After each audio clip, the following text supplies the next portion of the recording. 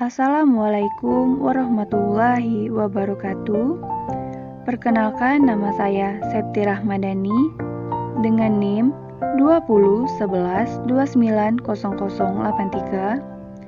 Saya dari kelas 4C, Program Studi Tadris Bahasa Indonesia dengan mata kuliah Kurikulum Bahasa Indonesia, dosen pengampu Bapak Hendro Ade Saputra MPD. Di sini saya akan menjelaskan mengenai kurikulum Merdeka Belajar. Berikut ini merupakan pengertian dari kurikulum Merdeka Belajar. Kurikulum Merdeka Belajar adalah kebijakan pengembangan yang dikeluarkan dari Kemdikbudrisdikti untuk pembelajaran peserta didik di sekolah. Kebijakan Merdeka Belajar menjadi langkah untuk transformasi pendidikan demi terwujudnya sumber daya manusia atau SDM unggul Indonesia yang memiliki profil pelajar Pancasila.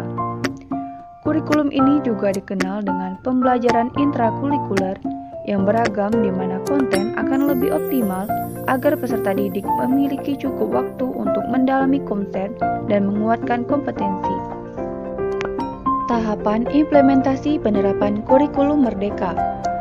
Kemendikbud Republik Indonesia melalui Direktur Jenderal Guru dan Tenaga Kependidikan atau Dirjen GTK, Dr. Irawan Syahril PhD, mengatakan, terkait pilihan implementasi kurikulum Merdeka, Kemendikbud telah menyiapkan jalur untuk membantu tahap kesiapan setiap satuan pendidikan.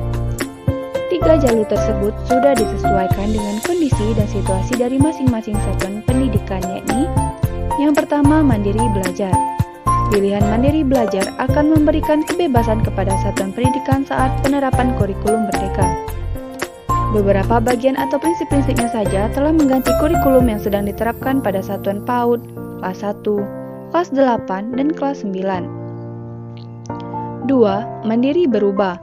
Jalur kedua akan memberikan keleluasaan kepada satuan pendidikan untuk menerapkan kurikulum Merdeka dengan menggunakan perangkat ajar yang sudah disediakan pada satuan pendidikan PAUD, kelas 1, kelas 8, dan kelas 9.